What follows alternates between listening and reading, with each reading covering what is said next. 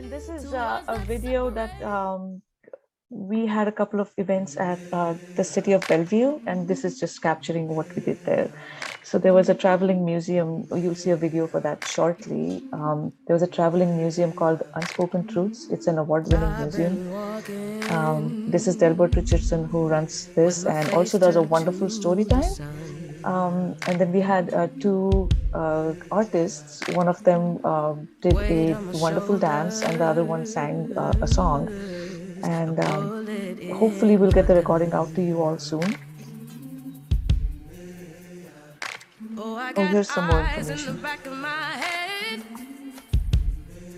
The Ethnic Heritage Council had Delbert Richardson do a program for Juneteenth last year. It was fabulous. Sorry, which council was that?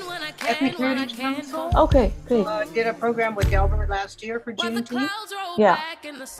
Very nice.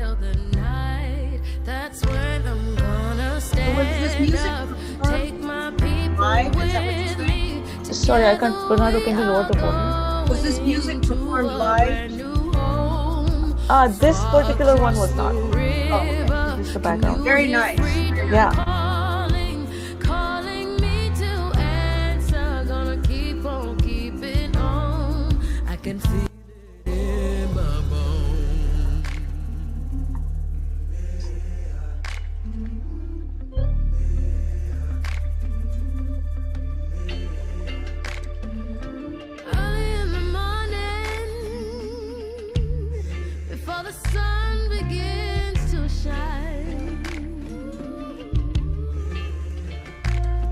Hello everyone, we'll begin in less than 30 seconds. There we go. All right.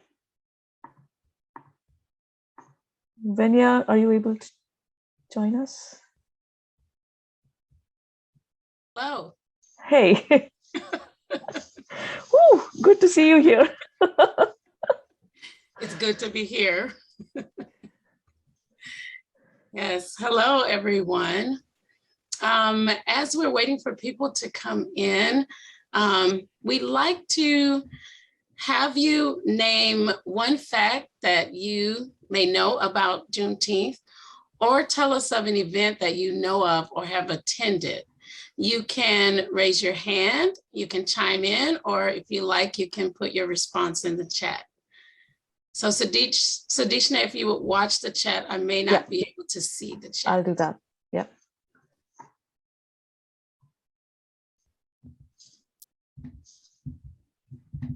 Well, I can start. I learned that there's an actual flag for Juneteenth, and I did not know that. So I think it's a double colored flag. It's a red and blue flag with a star in the middle. So that's something new that I learned this year. Yeah, that's interesting because I also learned that I've seen so many different versions of what I thought was the flag, and I didn't realize. I'd never seen it until this year as well, the blue and red one with the star. Michael said the period after Juneteenth is known as the scatter. Why is it known as the scatter? What's that? Why is it known as the scatter? It's a good question. I don't know. I'll look it up though. I think it's known as the scatter because people were asked to stay where they were, but they decided to leave anyways. And that was the period when they went up north or went to other places. I think. I might be wrong. So we have a response from Joseph Williams. He says, most major Juneteenth celebrations around the US started with individuals from the state of Texas. Yes, just learned that was yesterday on another webinar from a history professor that was from the University of Washington. Mm-hmm. And because Juneteenth was so tied to the state of Texas and Galveston in particular, when people left Galveston area, they went and established freedom towns, first in Texas and then in other parts of the US. And that's where a lot of the major celebrations ended up taking place because those individuals that came from Texas were part of, the original Juneteenth proclamation and the original celebrations, and they spread it out across the country. Something I just learned. Oh. Yes, so let's see. Juneteenth events from Jazmyn Scott. Juneteenth events all over the city, noting Saturday from 2 to 6 at Pier 62 here in Seattle, and Sunday from 11 to 3 at Midtown Square in the Central District. And there's a couple of other events that have been posted in here, and I'll try to collate them and send it to everyone, but I might be a little late. So I would suggest that if you're interested in something, just copy that, and hopefully you can attend a few of those. And you can always save the chat, everyone. There's 3 little dots. You can save the chat to get that information. Also, our dancer, Diana Starr Raynell, who performed at City Hall, is performing in Festival Sundiata on, I think she's performing on Sunday, and she'll be doing a version of this piece as well, of the Harriet Tubman piece. Let's see, the Ethnic Heritage Council had a roundtable program featuring Delbert Richardson last year. I was surprised to learn that Juneteenth has been celebrated for a long time, but finally became a national holiday last year. Yeah, it's interesting because when I was growing up, I knew nothing about Juneteenth. I learned a lot after I came out here. And that was a while ago. NAM has a special event every year on the 19th. That's Northwest African American Museum. Yes, yes. Okay, well, I guess. Go ahead. I was just saying, I guess we can continue with the event, and if anybody has any more events that they want to post, please feel free to do that in the chat. Yeah, and we could probably save the chat, and when we send out the that thank you letter that goes out right away, we could put it in there. So yeah. Don't leave the meeting. Okay, so thank you for that feedback. We will start with our welcome. So welcome everyone. It's wonderful to have you back. Thank you for attending A Lens on Racist Policies in the Arts Community. This is the second event in our 4-part series entitled Structural Racism in the Arts. I work with East Hub on community engagement and outreach, and I'm very excited to be a part of this effort to fully uplift all voices and cultures that are represented in our communities, especially here on the East Side. We're doing groundbreaking work that is relevant to the continued growth and development of the East Side and beyond. I'd like to express my sincere gratitude to be a part of this wonderful collaboration with East Hub, the City of Bellevue, and Delbert Richardson, who created the Unspoken Truths. To kick off Juneteenth 2022, we planned 3 great events, learning American history from an African-American perspective to understanding racism, which is where we are today. If you missed the Unspoken Truths, you can go to unspokentruths.org, and Sadishna will post a link for upcoming events that Delbert has, and there are places where you can see the Unspoken Truths. We also want to acknowledge that June 2022 is the 52nd celebration of Pride Month, which is a month of long celebration of love, diversity, acceptance, and feeling proud of who we are. Now we will have our land acknowledgement. East Hub acknowledges that we live and work on the unceded traditional land of the Coast Salish peoples.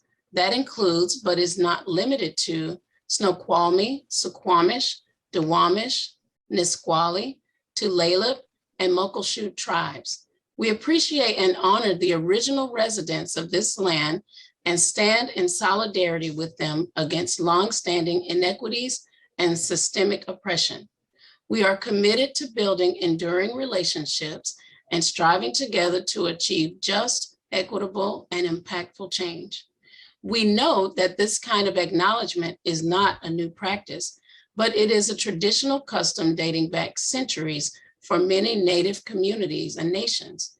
It is a powerful way of showing respect and honoring the indigenous peoples of the land on which we work and live. Acknowledgement is a simple way of resisting the erasure of indigenous histories and working towards honoring and inviting the truth.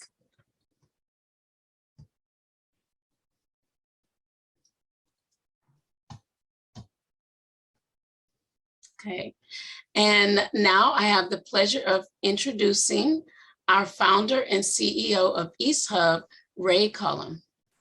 Is Ray here? Ray is having some technical difficulties, so I'm going to take his place. He's one of the two people, unfortunately, who had technical difficulties today, so I apologize for letting you all in a little bit late. But I just wanted to welcome you all. Happy Pride Month and welcome to our event in acknowledgement of Juneteenth. And as many of you are familiar with this event, Culture Creates Community, it's an ongoing series of free virtual events. And I have the pleasure of welcoming you, a lot of you, back to our Structural Racism series in the Arts Workshop Part 2. And it's called A Lens on Racist Policies in the Arts Community. And we have two wonderful speakers who Venya will introduce later on in the program. And I just wanted to give a very brief overview of East Hub. It's a community development organization that's focused on building an inclusive and diverse arts and cultural infrastructure on the East Side. And one of the things that our team focuses on is we like to bring forward events around arts and cultural topics that are focused on BIPOC and other marginalized communities. And we hope to have many such events in the future. If you have any recommendations, please do reach out to us. We would love to take that into account and just plan events around what you want to see and what you want to hear.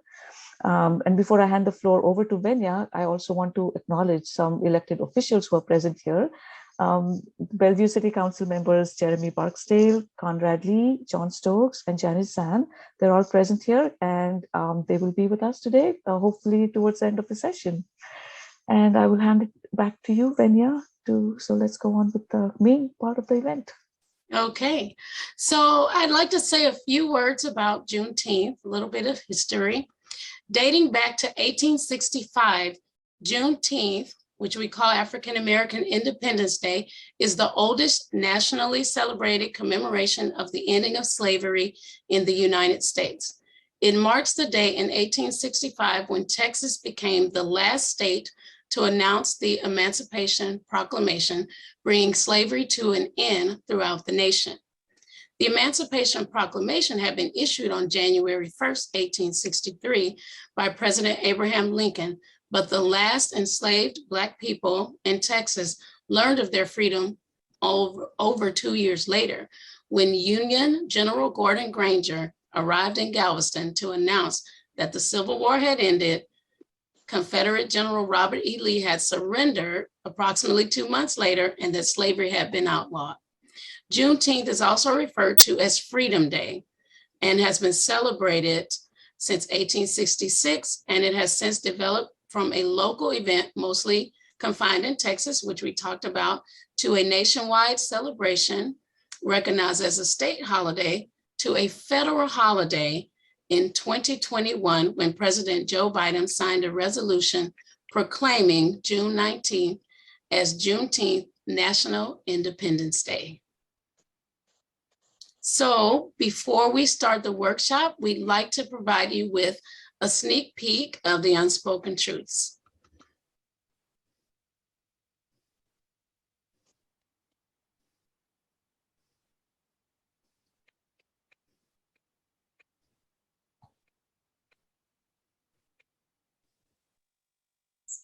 The question I had to ask myself, why am I not taught anything positive about the African part of my name?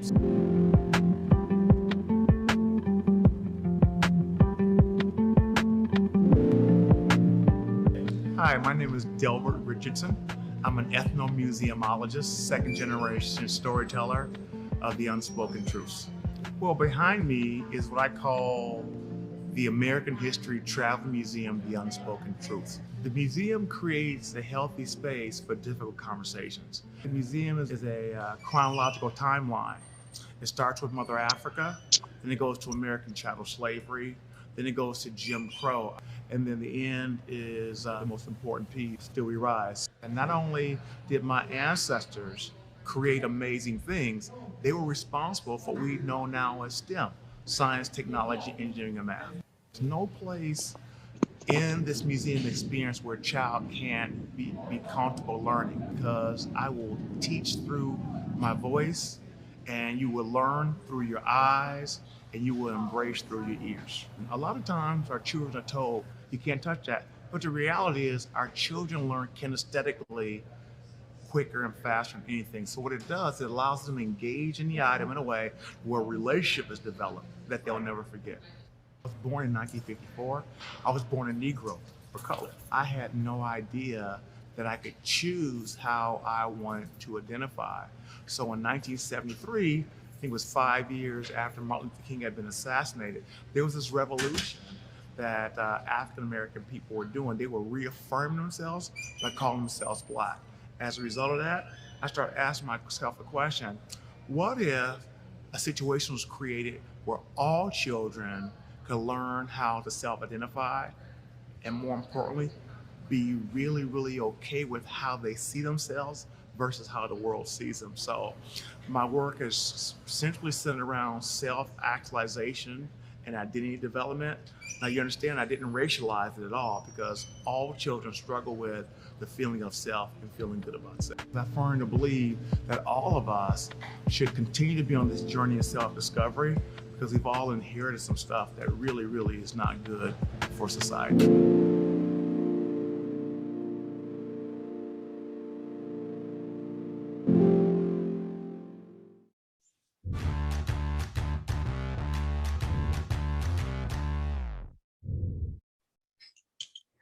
Thank you, Bernardo. And you can see the Unspoken Truths at, I think, Mohai this weekend, and also at Festival Sundiata. So go down to the Seattle Center and learn a bit of history. So now I will introduce our illustrious speakers. We're excited to have Michael Bobbitt again with us. Michael is the Executive Director of the Mass Cultural Council, an arts leader and EDI consultant here at East Hub. Michael's guidelines and recommendations for reimagining anti-racist culture in the arts have been adopted by several organizations throughout the US. In addition to dedicating his life to arts leadership, Michael is a director, choreographer, playwright, and performing artist. Jazmyn Scott is new to us, and we welcome her to East Hub. She is the former Director of Programs and Partnerships at Langston Performing Arts Institute, and she is the newly appointed Executive Director of the new independent arts organization and Central District Black Arts and Cultural Space, Arte Noir. Welcome to both of you. So we will pass the mic over to Michael and Jazmyn to start our discussion. Thank you so much, Vanya. It's good to see everyone. It's good to see so many people that I recognize from the previous times we've been together. Just tell you a little bit more about myself. Again, my name is Michael. I use the he series pronouns. And then my day job, as Vanya mentioned, I'm the Executive Director of Mass Cultural Council, which is the state arts funding, Massachusetts State Arts Funding Agency. For anyone with vision impairments, I'm a Black man with a shaved head and a closely cropped beard. And I'm wearing a pink short sleeve shirt because my colors are blush and bashful. I'm zooming in from Cambridge, Massachusetts, which is the land of the Massachusetts, Wampanoag and Nipmuc people. And I'm so happy to be here. Jazmyn? Hi, everybody. Thank you so much for inviting me to this, Vanya. I'm Jazmyn Scott, and like Vanya said, I am the new Executive Director of Art Noir, and we are a arts and cultural space and nonprofit that will be opening later this summer in the Central District. And I am transitioning out of my role as Director of Programs and Partnerships at Langston, which is the nonprofit that programs the Langston Hughes Performing Arts Institute. And I've been there since the inception of the nonprofit in 2016. I came on as the first employee to start the work of the organization. And I have been very, very involved in arts and culture in the Seattle area for well over 25 years. And I'm really excited to be moving forward in my career to continue to uplift particularly Black arts and culture in the city of Seattle and surrounding areas. And so I'm excited to be in this conversation with Michael today. Congratulations. Thank Really, you. congratulations. So the last time we got together, we had sort of a workshop on one, defining what racism is, defining who is a racist. We also defined what anti-racism is and who is an anti-racist. And then we started talking about building anti-racist action plans or racial equity plans and why we need those things, sort of how they signal to the people we're trying to serve. And then what are some of the obstacles that we may encounter when we start building these plans. We also talked about a couple of tools to use to help you frame your plan, and then some sort of ways of filtering those action steps through lenses that will help you, one, make sure that these action items are embedded into the culture, that they're centering BIPOC people, and that they are measurable, they have specific, relevant. We talked about the SMART outcome goals. And if we can maybe share the link to that last workshop in the follow-up email. So today we thought we would examine a few areas that may interest you and how to sort of look at the things you're doing, policies, practices, decisions from an anti-racist lens. So looking at the policy, looking at why it might be racist, and then looking at what a solution can be. So we'll have a few examples of that. But before we go over that, we're going to jump into that. We're going to go over some of our group agreements. Next slide, please. So we all believe that anti-racism is an act of love that includes equity, diversity, inclusion, anti-white supremacy, access. These are all acts to bits of action to show love to people that maybe have never been loved before by this country.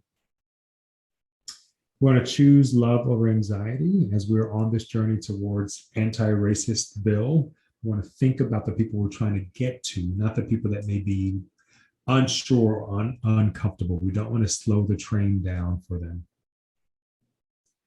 A brave space is better than a safe space because sometimes the word safe space can be co-opted to give people permission to say damaging, harmful things. And so in this space today, if there are questions or comments, if something harmful is said, let's sort of call it in and discuss it and make sure people understand why they had maybe caused harm with what they've said. Not really seeing any slides. If I don't know if that's. Are other people having the same issue? I can see it. No problem. I can see. I can see Okay. International. They're up. Okay, great. Do you want to reboot? All right, I'll be happy to share the slides later. I'll try to be super clear in my comments. Okay, thanks. The next agreement is learning starts where knowledge ends. Sometimes the things we need to learn go beyond what we already know. Lived experience trumps intellect. Another way to say this is believe people of color. When they say that something is racist, believe them because they know, they live it every day. So sometimes the things that we think are not as important as the feelings that people have. Embrace discomfort. We have all sucked at this racism thing because it still exists. And so the idea of walking to a space and being comfortable around in conversations around race is a myth. So just embrace that discomfort. That means that there's healing happening. Listening opens hearts and minds. Changing the belief system will take years for some people. And so one of the best ways to do that, to get there faster, is to just listen to what people are saying. And then lastly, and I think most importantly, is to leave all conversations about race equity and anti-racism with actions and ideas. Many of us can get stuck in learning and we never do anything with what we've learned. But if you give yourself the rule that every time I attend a workshop or have a conversation, I'm going to do at least one thing, that'll advance our anti-racist goals faster. Thoughts or questions about our group agreements?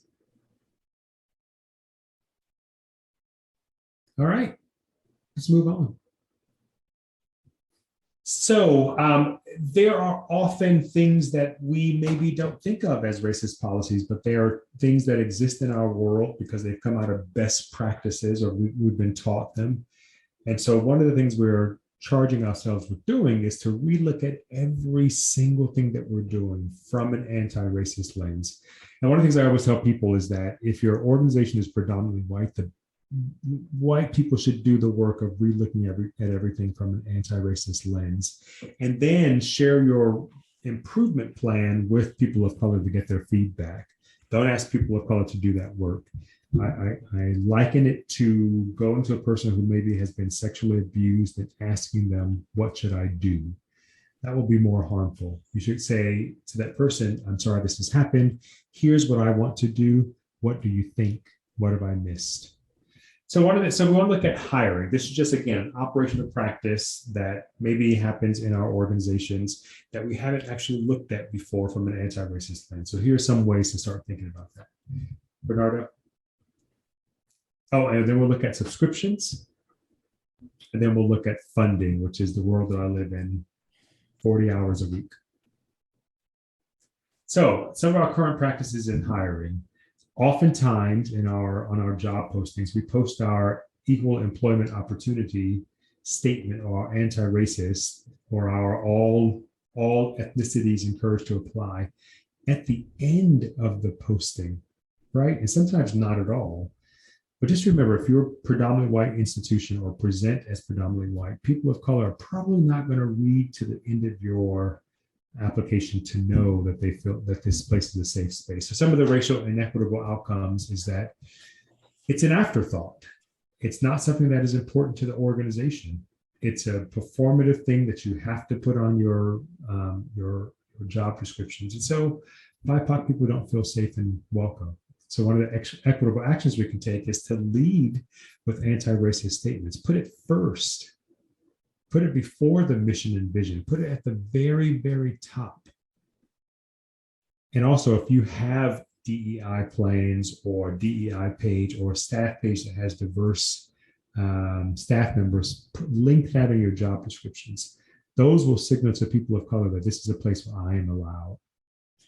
Can I just jump in real quick too? Because I'd like to maybe just hear from a couple of people their thoughts around, before we go into the next practice, thoughts around any additional actions that could be taken to make the current practice of posting your anti-racist statement at the end and changing that. Are there any other actions that people can think of that can be taken that will make a person of color, a BIPOC person, feel more comfortable in applying for jobs within your organizations or companies? Do people have thoughts around that?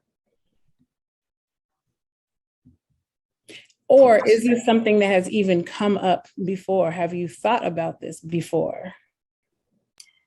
I think one thing just popped into my mind as we have this wonderful new idea about putting the EEO statement first, that maybe whether it's first or last, I think people may assume that, like he described it, it's one of these things you have to put in, so people stick it in there.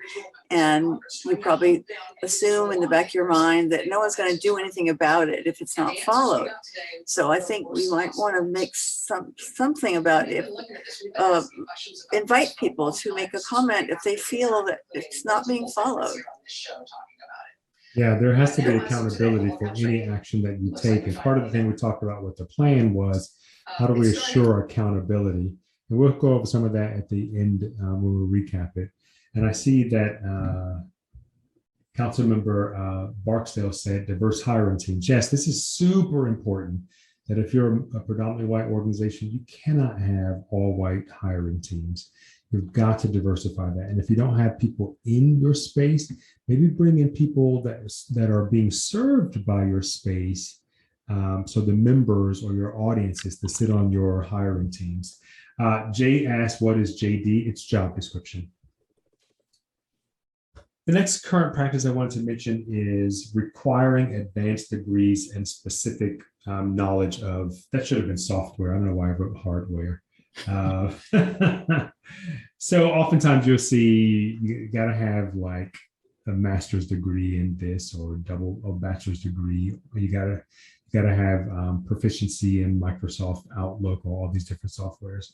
So the thing is that this is just the posting, the job posting. Why would you want to eliminate talented people in your job posting, right? So this eliminates a lot of great people that maybe didn't have or couldn't afford to get advanced degrees, but they still have great skills. I am one of those people. My job is unofficially the highest ranking government official in arts and culture for the state of Massachusetts. I don't have any degrees. And so if this organization had that requirement there, they would have not gotten me. Not that I'm like everything, but like they would have not gotten me. So the equitable action is to eliminate it, to get rid of it. You don't need it. You can ferret that out in the interview process. You can find out what their skills are in the interview process. You do not need to list these things in your job descriptions. You're limiting your talent pool. Not posting salary and benefits.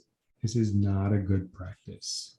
So what the outcomes are, the racist outcomes are that it belittles the reality of BIPOC hardship and it wastes their time. They'll do all this work to apply for this job. They'll find out this job pays way below what they can afford to live on. So post it and let people know. So that's the equitable action. Post the job and the salary and the benefits. Biased, and this is getting to council members Barksdale's comment, biased in all white hiring teams.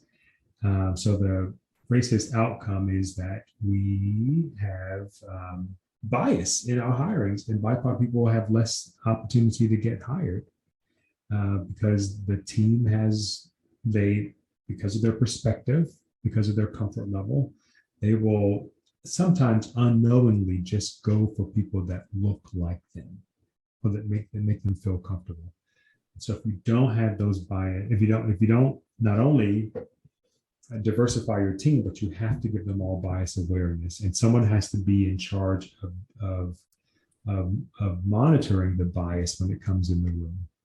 One time I saw a comic strip where a Black woman was being interviewed, and behind the table were all white men, and above the head of one of the white men, it said, "Tell us how you will bring value to this company." So if you can imagine that Black woman sitting there in front of all white men going, I don't know how I'm going to bring value to this company, because this is not who you look for. I know how I could bring value if it was more welcoming to me. The last thing is this is not the last thing. These are just a few examples of how you can look at existing practices, think about the outcome, and then come up with equitable fixes. So requiring cover letter and resume. Why do we keep doing this? Click the next one for me, Bernard. It advances the adherence of the written word, and it's a product of white supremacy culture. The written word is not as important in multicultural communities, but it is a very important thing in the white community. So why do that? Allow applicants to apply with whatever they want: video, audio, past work samples, reference letters. You don't need to have everyone having the same thing. Especially in the creative world, as I've been using this in my practice, I've gotten the most creative applicants. I've gotten great videos. One person sent me 25, 30-second snippets of my colleagues that knew him. And so I have 25 people that I know that were saying great things about this applicant that I was interested in. So I'm like, yeah, I'm going to like bring that person in. So let's get away from the written word. Let's think about different ways we can encourage BIPOC people to apply. I also have been telling people, send it in any way you want to send it. If you want to email, if you want to mail it, if you want to drop it off, great by me. Great by me. So we'll take a few questions. Jazmyn, do you have any thoughts about this? Yeah, I just, looking at all of these examples of the current practices and recognizing that they have all been just the status quo forever, as long as any of us, I think, participating in this can remember. And, just really thinking about how we can take opportunities when we are working within companies and organizations to shift that status quo and really investigate why we're doing these practices anyway. Why are we making these requirements of people in order to welcome them into our companies and organizations in order to do the work that advances whatever our missions are, the purposes of our work? And a lot of times those requirements don't really lend to how one does the work, how effective of an employee someone really is. And so when you really break those things down, then that's another way to really realize that a lot of these practices are just unnecessary. And you should really be thinking from a perspective of what is the purpose of what we do and why we do what we do, and what type of people are we seeking to bring in to advance that work. And then you can start to shift what your practices are and looking at all of these current practices and even more that just are inequitable and racist and just BS, quite frankly. And so, I hope that people really kind of dig deep into these examples and see if you are in leadership positions and start to think about ways that you can make those shifts within your own organizations and companies to become more anti-racist. Yeah, I like to hire for the value to the company, the cultural fit and the value. So to me, if you don't know the software, but you're willing to learn it, I'm good with that. I have professional development dollars to help you learn Microsoft Office. So I don't need you to have an expertise in that when you first start the job. There's also, someone mentioned something, Sadishna mentioned about in the right places. The recruitment work is really important. I also think the onboarding is important, and I encourage people to come up with some sort of anti-racist onboarding or learning that you want every single staff to do when they start, they're walking into this culture. And also, if you're an anti-racist organization, you should be asking those kinds of questions in the interview. So we ask any applicant that is applying for us, tell us what you have done to advance racial equity in your previous organizations. Similarly, for people recruiting board members, I have been known to ask board members to tell me about the significant relationships you have with people of color. And if I don't believe them, I actually asked 2 people to open up their photo app and show me, because I didn't really believe them. Any questions you all have?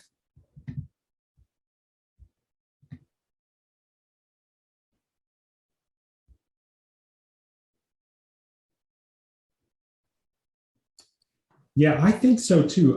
So Roseanne asks, would any of these hiring practices apply to all people who want to apply? Could not asking for a cover letter, resume, infer at that all that a person is not capable of doing so. How do you set deadlines if there isn't one? I think a deadline is important. You want to be able to hire the job, hire the posting if it's open, but also if you, well, the deadline is relative, because if you want diversity, then I would encourage you to not hire until you find candidates that you think are a right fit. But most people, I will tell you that if you even get rid of the idea of cover letters and resumes, most people will still send you that because we've been so indoctrinated in that. And if you don't get what you need in the packet that you get from the applicant, if it's a variety of stuff, you can always reach out to them and say, hey, can you tell me a little bit about this, that, and the other, right? So to me, keep it open and free. You're trying to find the right fit for the organization, not the people that can follow the old practices that we've had. This is Sudeshna. I think it's important to also figure out how you come across when you're interviewing someone, because someone might be really bad at interviewing, but might be really awesome at doing their job. And the being bad at interviewing can be for multiple reasons. But if you're sitting in front of an intimidating bunch of people and nobody looks like you, that's going to cause more anxiety when you are interviewing. So that's also something to consider.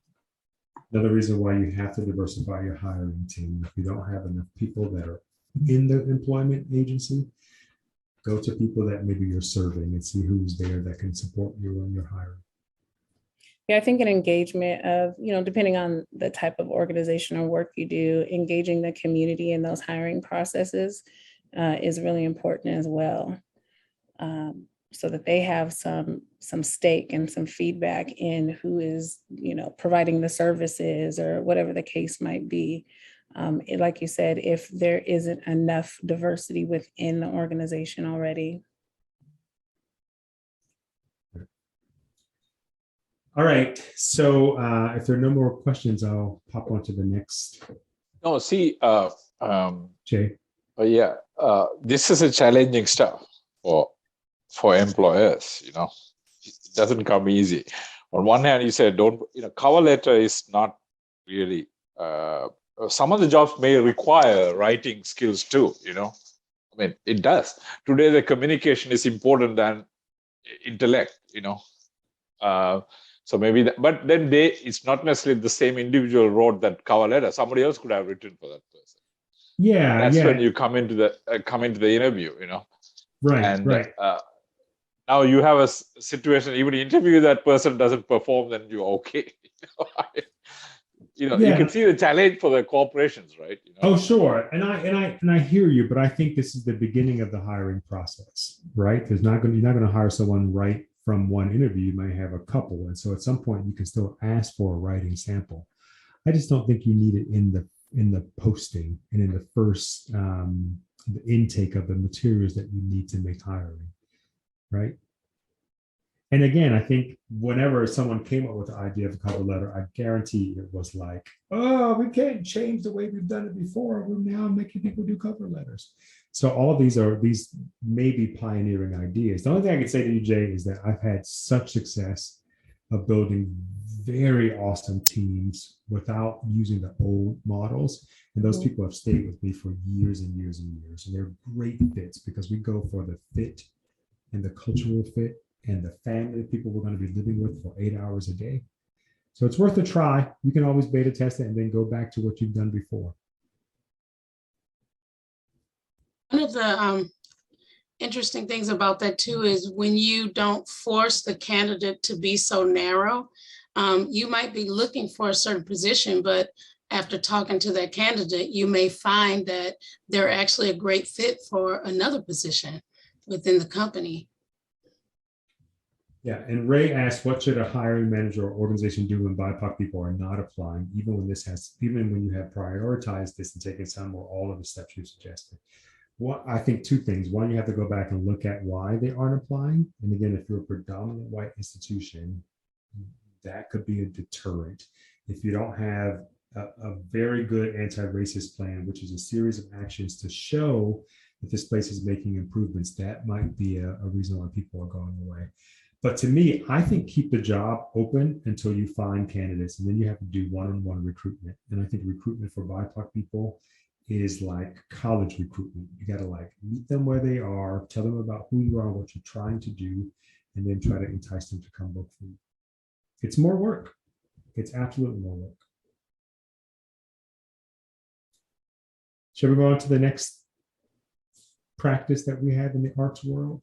All right, so I'm going to talk about this just from a racist point of view. And if you want, I can talk to you about why I think subscriptions are bad from a financial point of view, from a marketing point of view as well. So we have to think about this. When we have subscriptions, and I'm not talking about subscriptions to apps. I'm talking about the standard arts subscription. We have to think about what group of people has enough cash to buy a year's worth of tickets 6 months in advance. We have to think about that. And then in addition to that, what priorities or benefits are we giving them? For the most part, they get to buy their tickets first. And they get the pick of the best seats in the house, right? So people that have cash and have money, have the privilege of money, get to buy their tickets first. And oftentimes we incentivize them with some sort of discount, right? So people that can afford to pay full price are getting a discount on the best seats in the house. And so the racist and equitable outcomes is that poor people, young people, BIPOC people get the leftovers. They get the seats in the back and the sides. And then oftentimes there's someone that comes on stage and says, we love our subscribers. Stand up so we can tell you how much more we love you than the people that could not afford to be subscribers. And so subscriptions can be awfully othering, really, really othering. And so the equitable action is to eliminate subscription and replace with a more equitable patron loyalty program, or I should say, general admission seating, like they do in the movie theaters, like they do in most churches, like they do in restaurants and in buses and trains. There's an empty seat, you sit there. Everyone has the chance to sit up front. That is most of, you can pop back, Bernardo, but that is the main issue with subscriptions. And I love if you have any questions about that. And if you want me to talk about why they don't work financially and why they don't work marketing wise, I'm happy to share with you all that. Are there any folks with organizations that are currently using this practice of a subscription model and that is comfortable in speaking up about that and telling us, why they use this practice and what benefits or pros and cons they see in using this practice currently?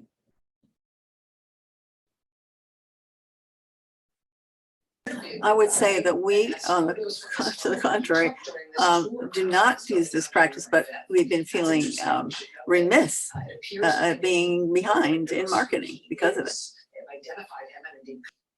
So I will say, since you brought up marketing, I would say from a marketing perspective, I don't think it actually works, because if you think about it, the organization has to design their whole season.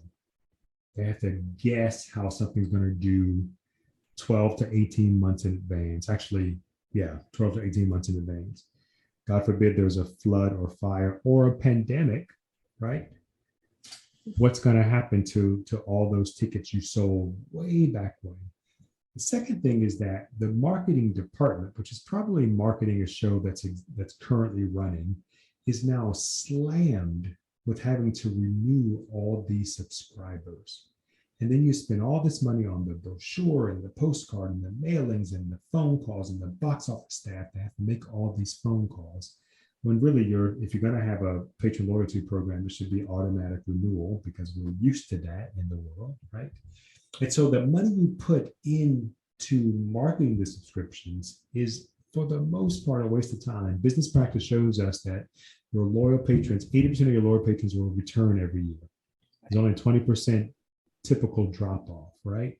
I would rather put that money into cultivating new patrons than renewing existing patrons. The other thing is that when you post your season, you get all this press and this buzz, right? But the only people that can buy tickets are the subscribers. And so you miss out on all the single ticket sales, because when that show actually opens up 6, 8, 12 months later, now you have to get all that press back up and get all those single ticket sales back up. So it doesn't really work. And then you're losing money because most of us are doing incentives, right? You're devaluing your work. And then if the show does well, especially in theater, if it does well, you can't really extend it. Maybe a week, maybe 2 if you're pushing. If you go farther than that, you got to spend money to get the next show open. And if the show flops, you can't close it early, because subscribers have bought tickets at the end of the run, right? So to me, it doesn't really make sense from a marketing perspective. The last theater that I ran, we were actually beta testing kind of a Netflix model, where you pay $20 a month and you get all access to everything that we have. So in addition to the show, you get the digital backstage tour, the digital first rehearsal, the script reading book club, the digital tech rehearsal, the digital talkback. You're getting all these additional perks when there wasn't a show. We also, because we had a big theater and I was sort of growing it, but we were mostly selling at about 40% capacity. I gave all my members free refill on theater, which meant if you like the show, you can come back and see it as many times as you want it. And if you came back and you brought someone that never came to the show, we'd give you maybe a free ticket for that person or a discount for that other person. But it actually worked out to be more money. The marketing team, their goal was to get 10 new members a month, which means they can sell membership all year long as opposed to this 3 or 4 or 5 month period.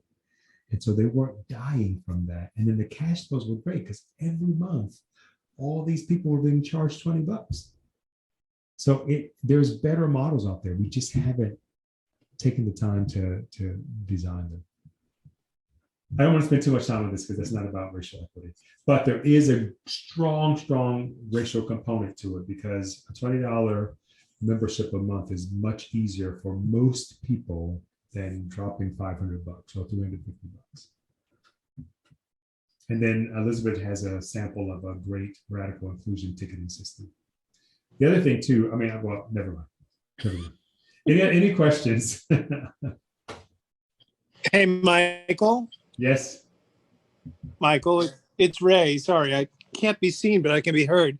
To me, this is it's such a great example of the fact that everything that we've assumed about how we run this industry, the arts and culture industry, the nonprofit industry in general, has to be re-examined. The subscription model is the backbone of how commercial theater, non-for-profit theater is run in this country. And I just remember when you said this thing to that stage full of august Broadway producers in Boston a couple months back, and you collectively blew their minds and blew the minds of everybody in the audience. To me, it was just such a vivid example of how everything that we do needs to be re-examined and thought of anew. Anyway, Agreed. Don't get me started on annual budgeting. It doesn't make any sense. And especially after the last 2 years, we've been doing 3-month budgeting and pivoting. And so why go back? But anyway. We have a couple of comments. Great. Theater Battery in Kent has a radical hospitality program regarding ticket sales. You see the performance first, then pay what you felt it was worth. Wow. That is really radical. Amazing. Yes, and Sound Theater Company in Seattle has a radical inclusion ticketing system. And there's a link in the chat if you want to learn more about that.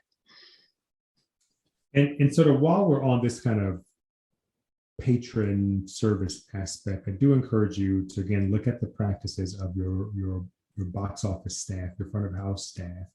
Are they being trained in anti-racism? Are they getting bystander intervention training?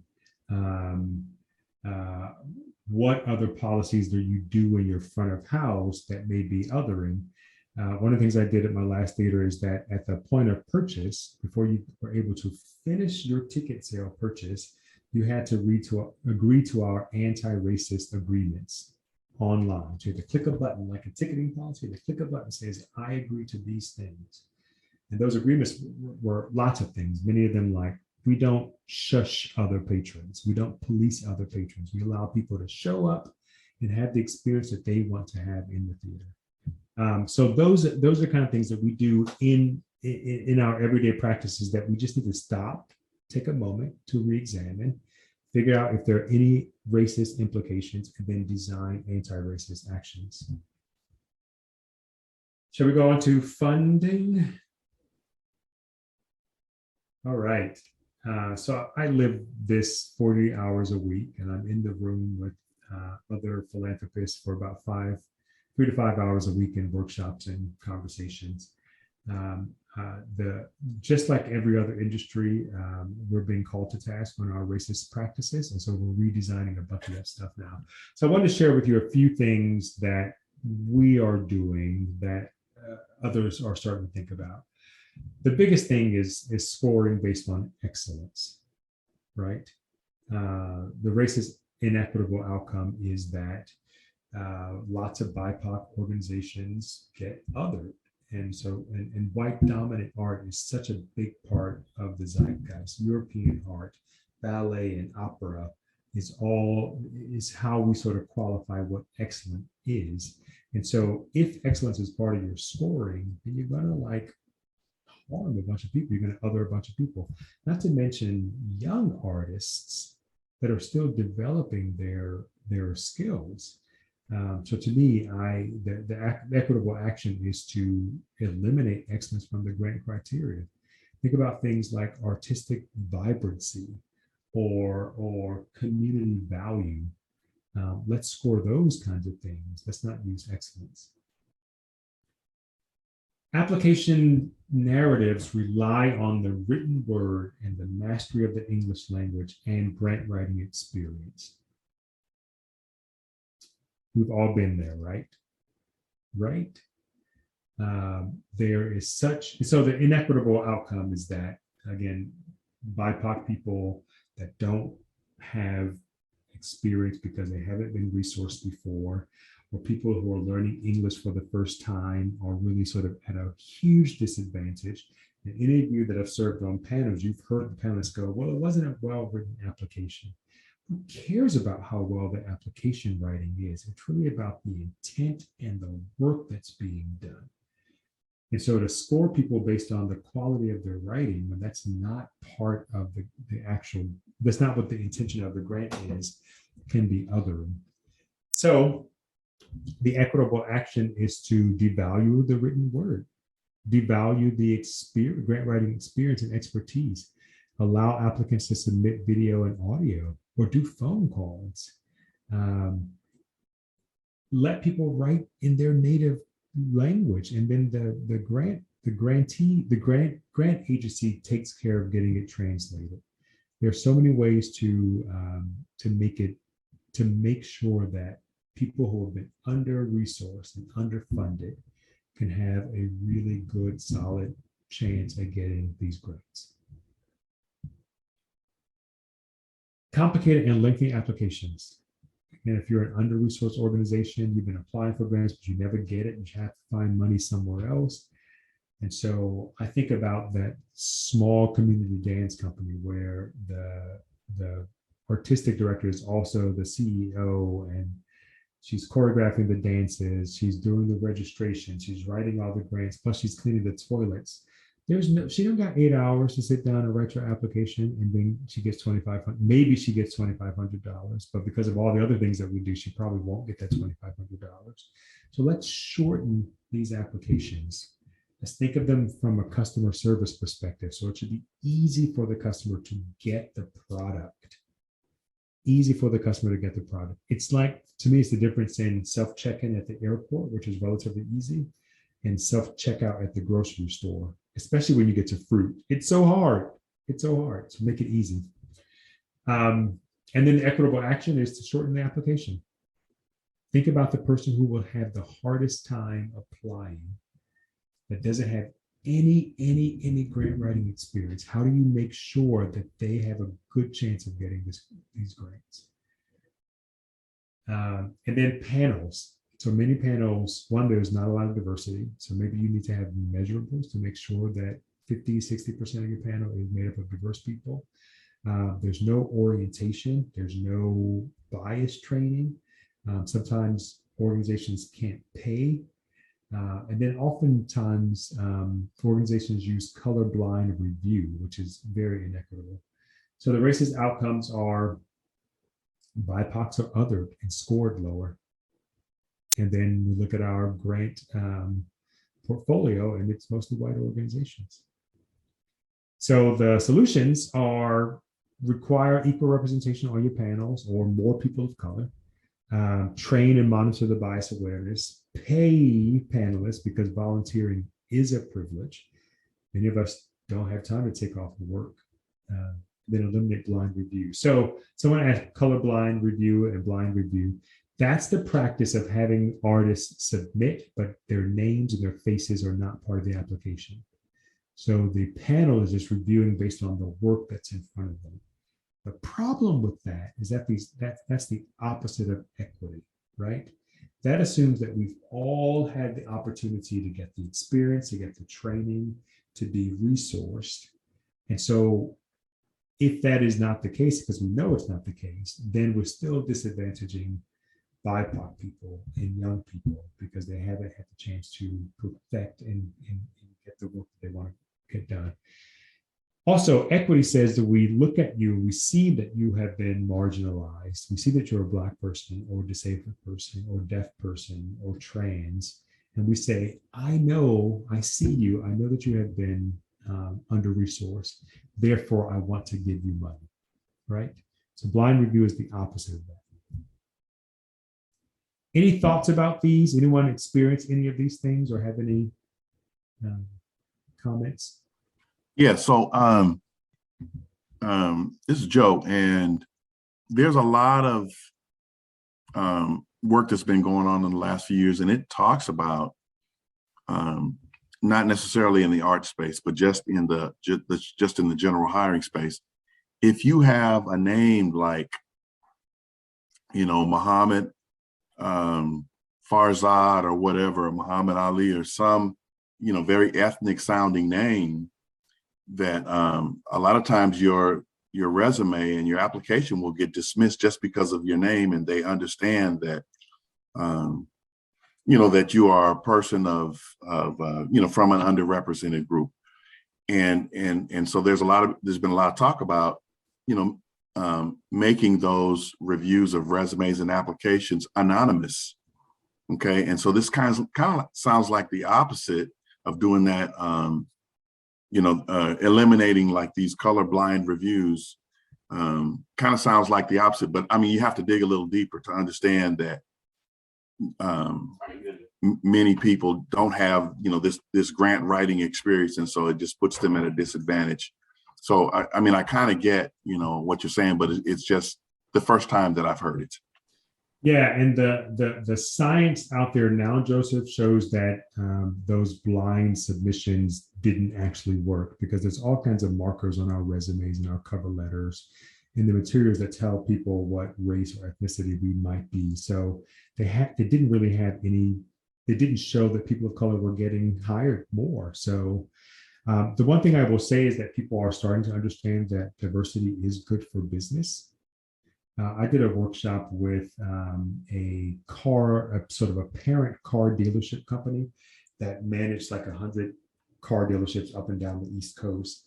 And when I walked in the room, it was their C-suite there. They were all middle-aged white guys. And the first thing I said to them was, "Oh, you all are losing money."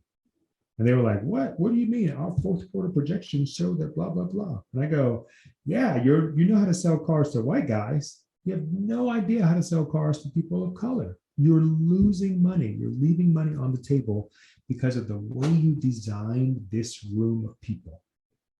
And so now we're seeing people actually embrace seeing different names and ethnic names and multicultural names.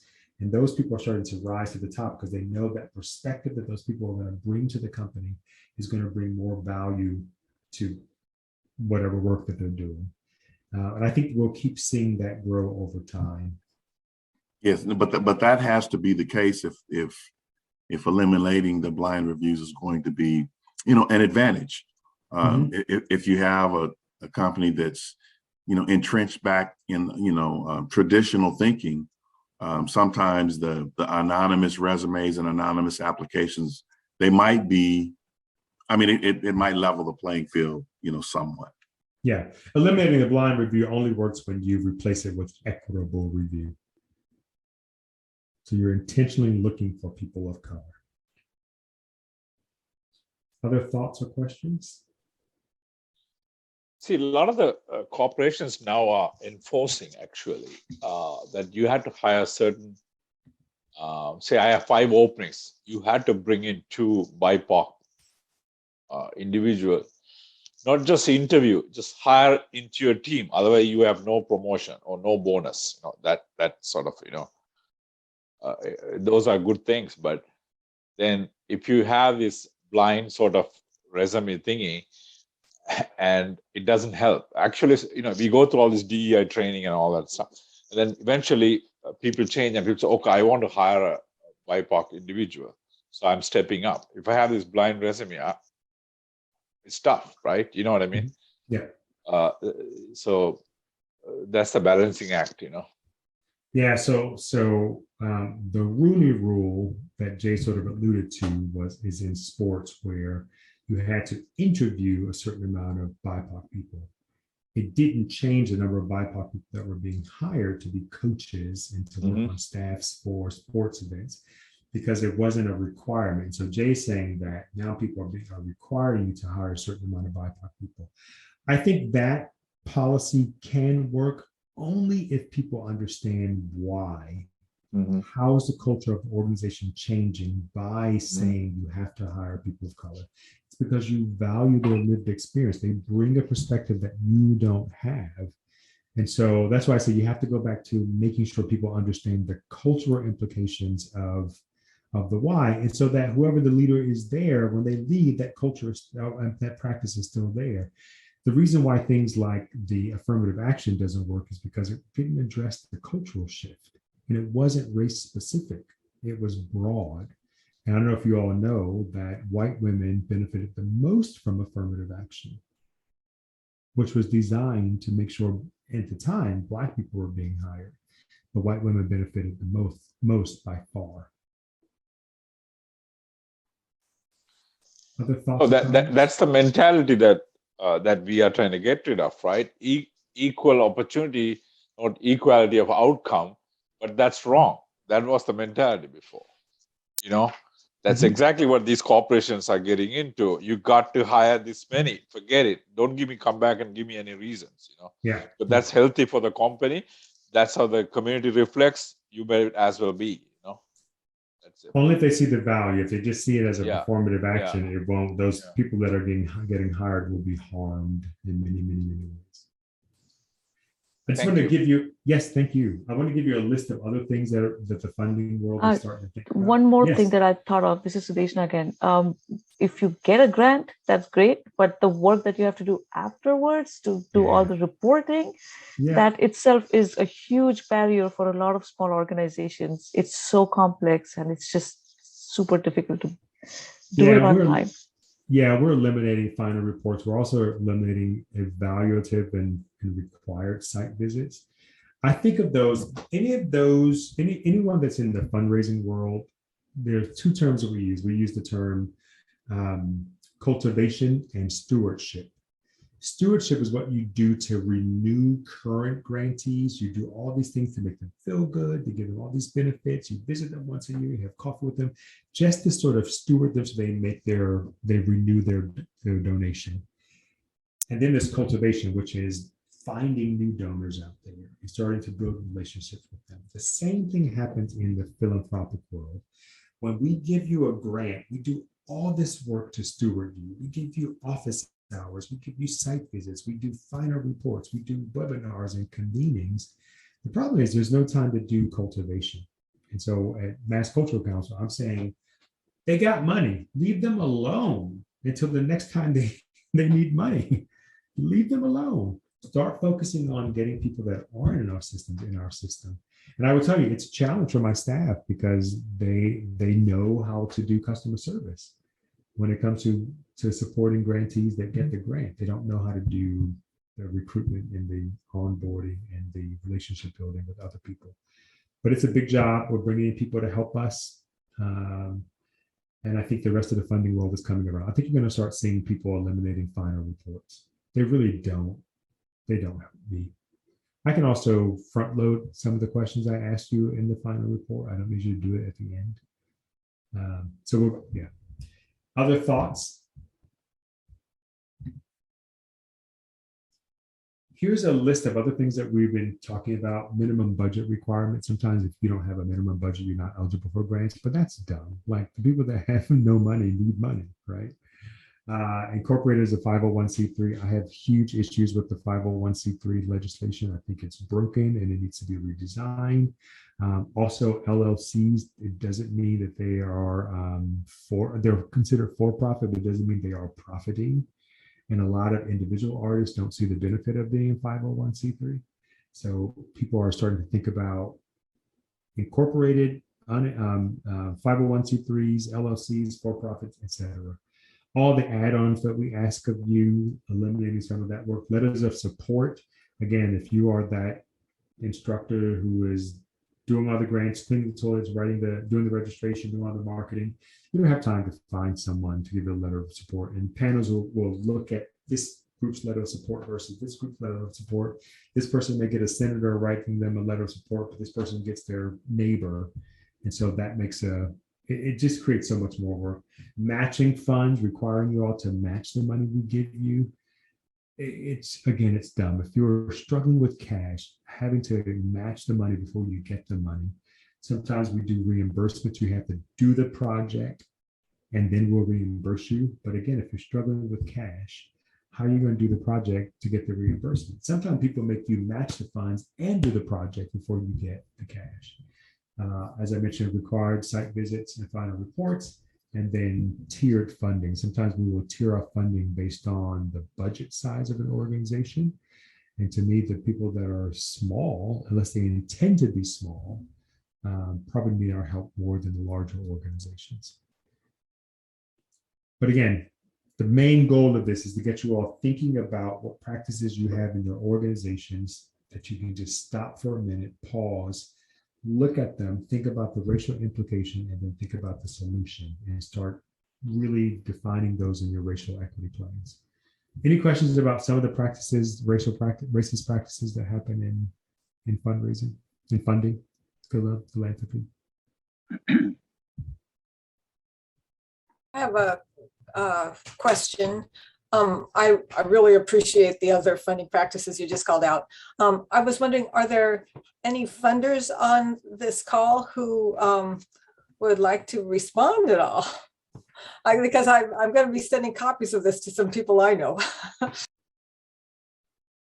Yeah, you feel free to connect them to me too. I can send them some materials that we've been using. I've been in that place before, and many times I've been the only BIPOC voice on the committee, and sometimes it's just not apparent to people the kind of outreach you have to do to just kind of to get this grant application out to the right people. So I think that's the first important step, and also just other practices around the weightage of what you need to see and how that's distributed, I think is very unfair many times.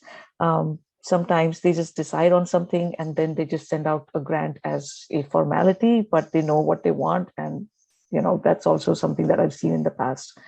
So every time I feel like representation is important, and for you to be on that committee and making sure that people are doing the right thing is important. I have a question. Yeah, go ahead. This is Roseanne. So aside from public agencies, that might have grant monies available to apply for, there are businesses and any person who is doing business, not to mention anybody who buys a ticket to anything or anyone who buys a membership in your organization. They always want to know, what am I going to get for this?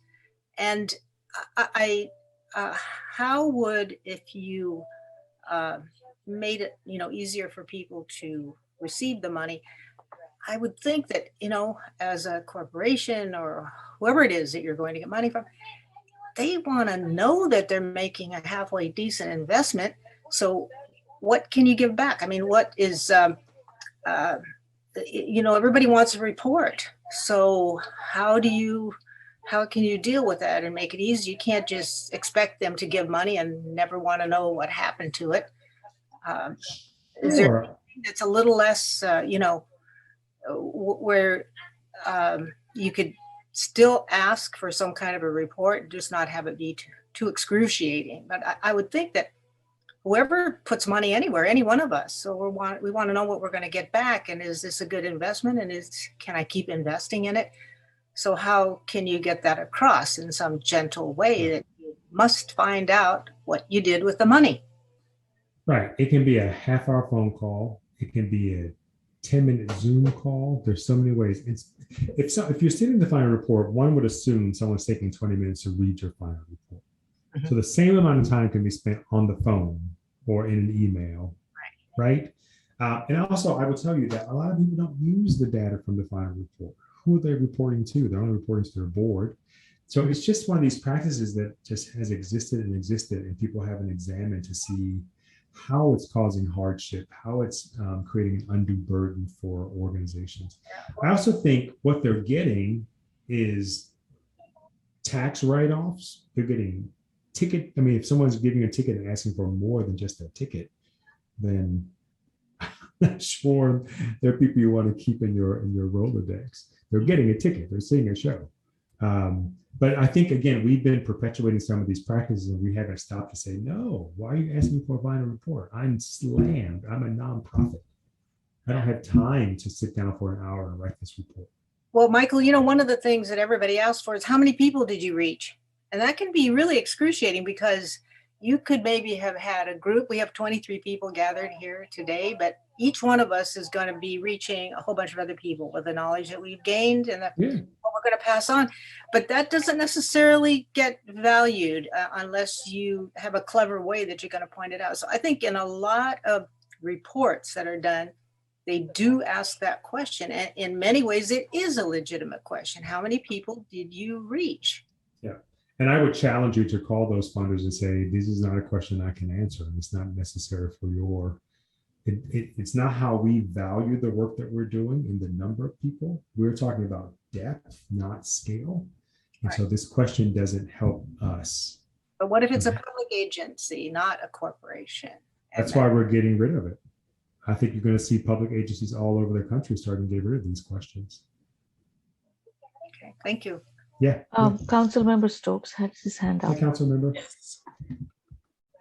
Yeah, this is interesting in a lot of ways and goes back a long time. We've been working on this issue, for 50 years in a sense.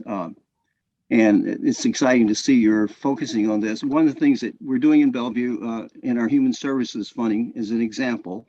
What we found, and this is not uncommon, is that the people we were giving grants to were usually the ones who we get grants, and new people come in, and particularly as the communities change, a lot more BIPOC groups and organizations and all, and we find sometimes we don't give grants, or it's been an attitude of, well, these people really know what they're doing. You don't know what you're doing because you're not following these rules, or you don't follow, these pieces. So what we're working on is, I think it's really figuring out what really is necessary that you have to look at as to make sure, you want to make sure everything's working and it's successful and you reach the community and enough people, the funding you have reaches enough people to do good on it.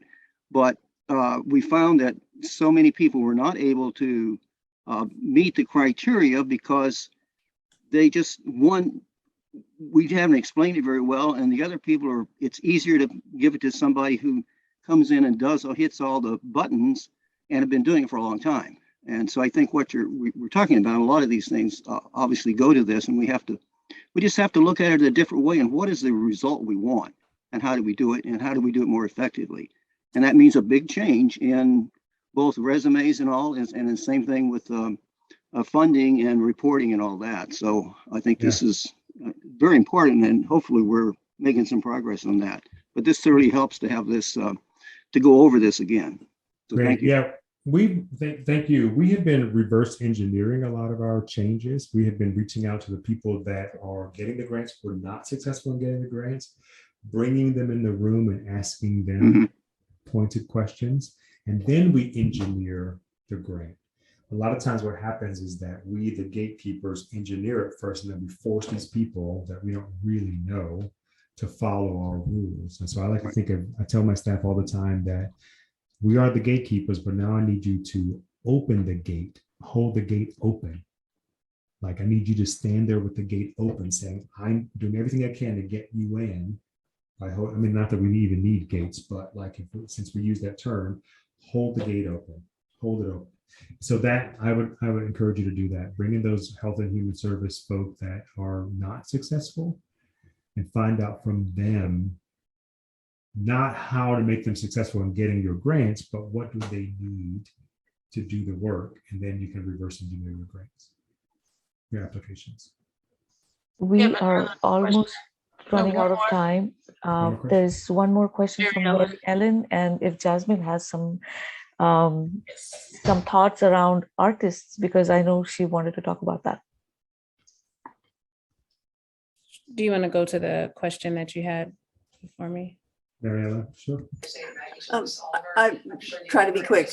This may be kind of crass, but I would like to know what you think of this. But the football, is when you talk about raising money for universities, it's so much around football. But what they say that is that in terms of comparing stewardship of your current donors, your regular donors, versus spending time on getting new donors. They say if you have people who are giving money already, don't send them letters asking them. If you just arrange for them to have a really great time, whatever, wherever you're doing something, if it's a football game or this tour to Italy with food and wine tasting, if they have a great time on something, you don't need to send them a letter, ask for money. They're going to get home and just send you checks. I just wonder what you think of that. Yeah, and I just rewrote the curriculum for Boston University's Certified Professional Fundraising course from an anti-racist lens. And I think, again, some of these things are just things that we have done and perpetuated over time because they're best practices. So we've not really tried anything else. The theater I ran, we had one level of benefits. So oftentimes what we do in fundraising is that the more money you give, the more benefits you get. But that's giving more privilege to people that have more privilege. So we had one level of benefit. Your $25,000 and your $25 got you the same benefits. And so I'm not taking you to Italy for your $25,000 because you're already getting a federal tax write-off because of that contribution. That's your big benefit. I want to thank you, but I'm not going to thank you more than the person who gave me $25 because that $25 is what they could afford to give. I think we have to make these new things part of the zeitgeist of the world that we live in. I guarantee you people will come around once they also know. When I changed this, I said to all my donors, we're going to, for equity purposes, everyone's going to get the same benefits. I got no complaints.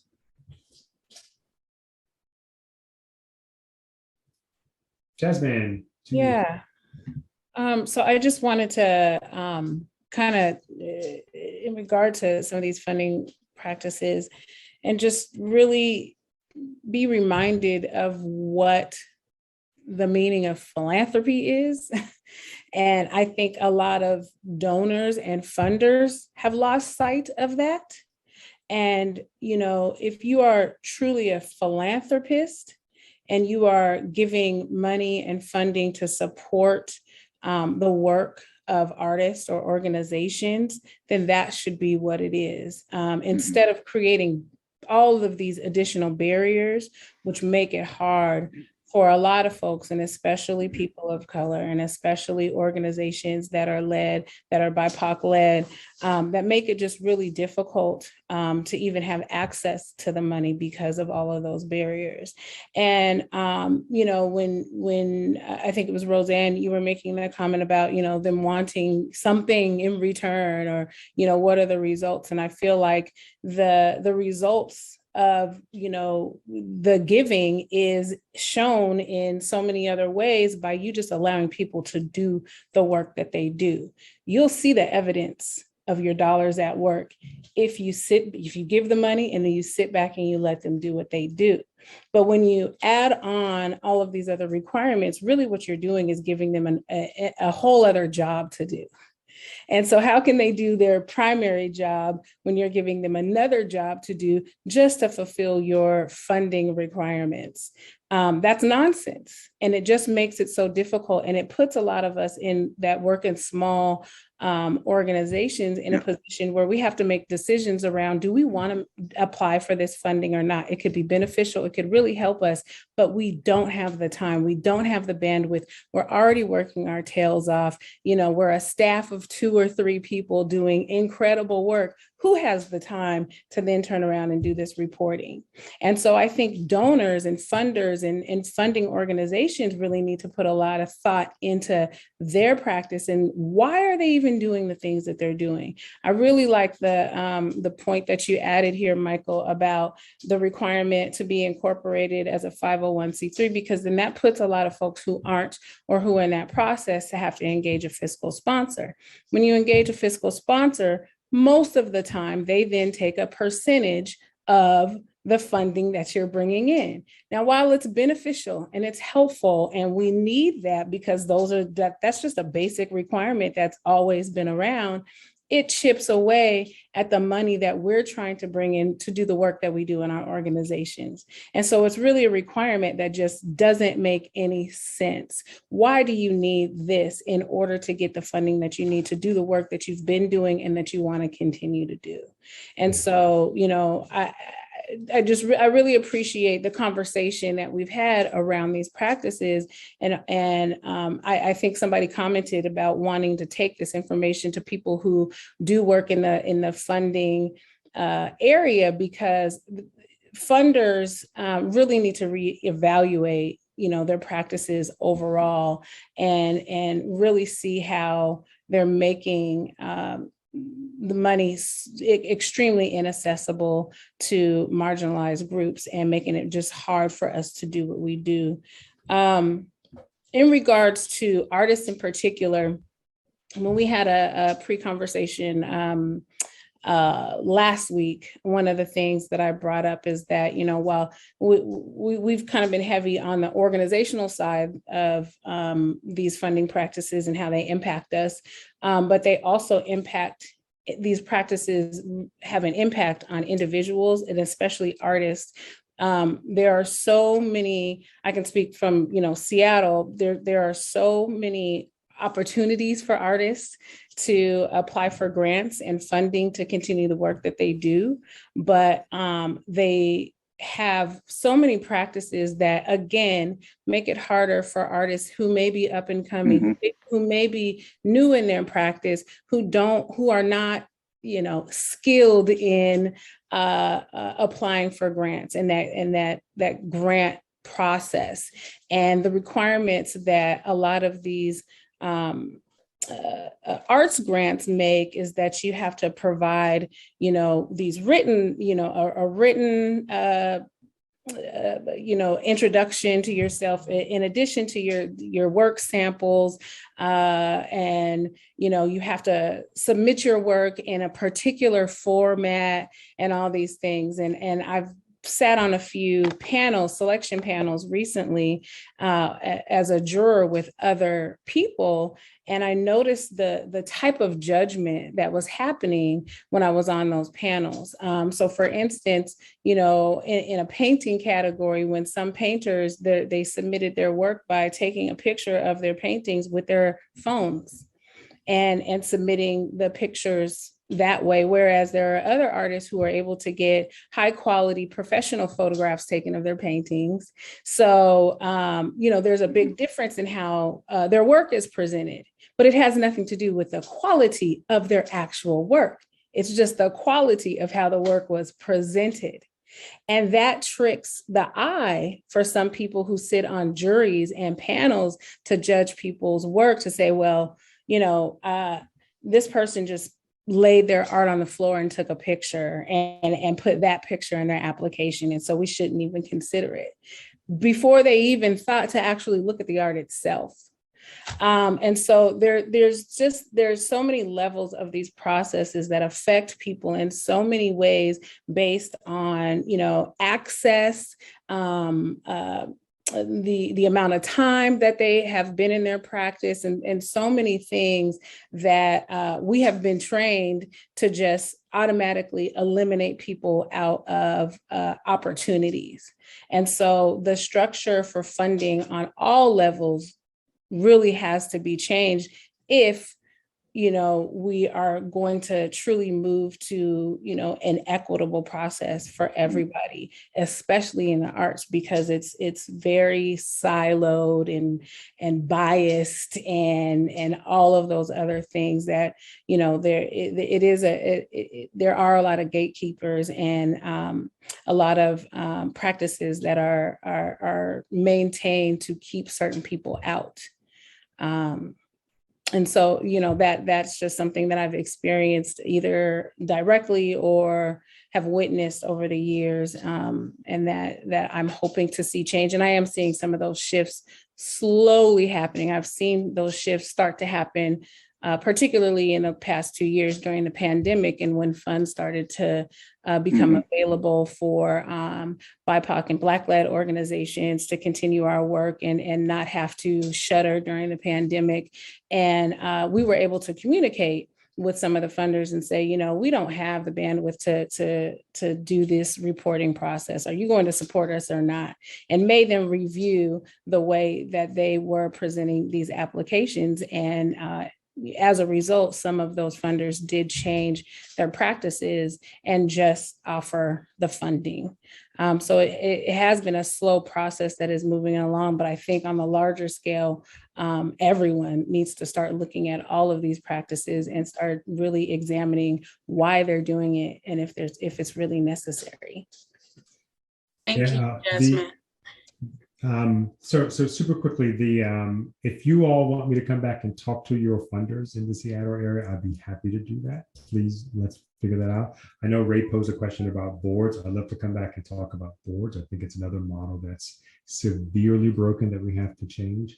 And did you want me to do a recap, Vanya, real quick, of the next steps, or we're running out of time?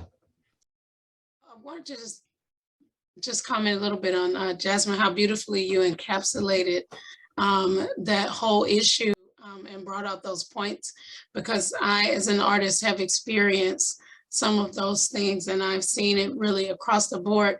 And actually, you guys bringing this to light really gives me a new perspective, because when I first started getting grants, I was wondering, well, why aren't people applying for grants? And so I have some resources that people may not have. And I was able to get some grants, but it takes a lot of work. And I've also been on those panels, and I've seen exactly what you all are talking about. So I really, really appreciate that. It's about 7:08 for the next steps. If you can just encapsulate it into about a minute, and then we'll move on and close out. Yeah, so the next steps are pretty simple. Just look at every practice that you do in all areas of your organization. I encourage you to start with governance, which is where your board lives, and then move out to every single aspect of your operations, from your HR to your finance to your facilities. And then once you figure that out and figure out where the racist practices are, start to build improvements, and then document that in an anti-racist plan, one place where everything lives, so that everyone in your organization can be accountable to that. And once you have that, you can post them and share it publicly to make sure that everyone that you are engaging with knows what your plans are. And then at Mass Cultural Council, it gets posted quarterly, and then every agenda item of our council includes anti-racism, an update on the plan. And that's how we sort of maintain accountability. But I'm so thankful to be here with you all and to share this space with Jazmyn and East Hub. And I look forward to spending more time with you in the near future. Thank you so much. And thank you everyone for coming. I hope you benefited from this presentation, and we encourage you to sign up for our upcoming events in the series. We have 2 more. The next workshop is Merging Our Worlds, Best New Practices. That's Thursday, August 25th at 5:30. Sadishna will post those links in the I chat. just did, yeah. Awesome, awesome. And we want to extend a very big thank you to the city of Bellevue, especially to Sarah Boyle, who was tremendous in making a phone call, and Dr. Whitehead and their amazing team. They were really awesome on Friday and Monday for our collaboration. We also thank Delbert Richardson for the amazing Unspoken Truths. And of course, our East Hub team for helping us bring everything together. And then also a shout out to our amazing 2 youth artists who performed, Olivia Friesen and Diana Starr Raynell. And Sadishna has already put their information into the chat. And last but not least, we want to thank our sponsors, Amazon and Facebook, for their sponsorship of Culture Creates Community, and Microsoft for their valuable foundational support. Please subscribe to our newsletters for updates on future events. On behalf of everyone at East Hub, we thank you for attending. Thank you, Venya. This was Thanks, awesome. everyone. Thank you. Thanks. I'll put the contacts here so we can note down. All right. Thank you all. I'm going to end the meeting Wonderful now. program. Thank Thank you. you. Thank you. Hi, Erica. Hi. Now, and when we send our thank you, we're going to send a link to this recording. Make sure you share it out to everyone. We had about 61 people registered, so we know there are people out there waiting for their recording. Yeah. All right. Got it. Thank you. Thank you, Jasmine. Thank you, Michael. Thanks, Bernardo and Venya.